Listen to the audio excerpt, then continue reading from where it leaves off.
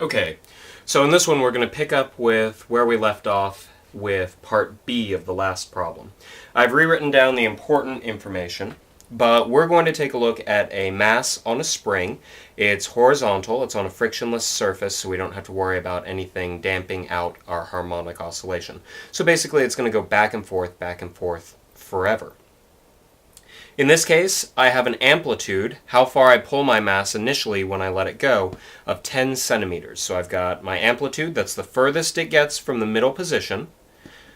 That's my amplitude, 10 centimeters, and that's going to be equal to 0.1 meters. And it's going to move back and forth. Pardon me. My spring constant, how stiff the spring is 500 newtons per meter. It's pretty stiff. And our mass is 0.5 kilograms, half a kilogram, 500 grams. It's about 1 pound or so. Not a whole lot of mass there. So it's what we saw last time was it was moving pretty quickly.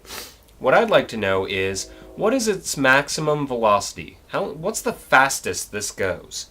And where is that going to occur? Okay, well, as this moves back and forth, we've got two types of energy. We've got potential energy. In our case, it's going to be from the spring. And we've got kinetic energy. Both of these together are going to be equal to our total energy, our total mechanical energy, if you remember that from last semester. Now, we had an equation for simple harmonic oscillators for the total energy. It was equal to 1/2 Ka squared. Okay. It's also looking at it when we're at the amplitude, because when we're at the amplitude, it's coming to a stop and then moving back the other way. Our velocity will actually be 0 there, because it's changing direction, which means our kinetic energy would be equal to 0, and it's just the potential energy of the spring.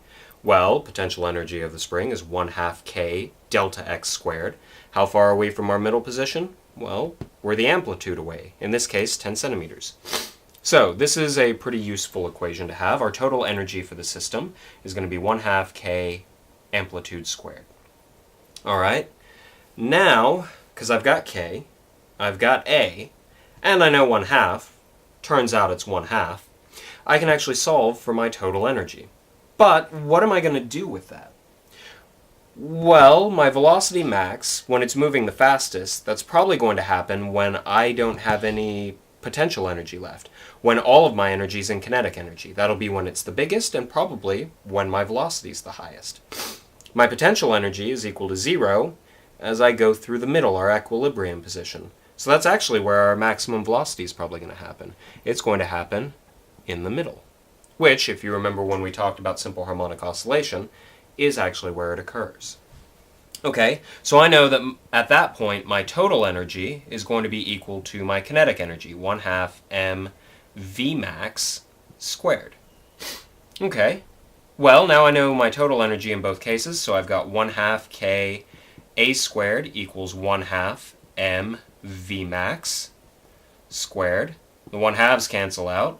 I can divide by m, and I find that Vmax is going to be equal to the square root of K times A squared over M.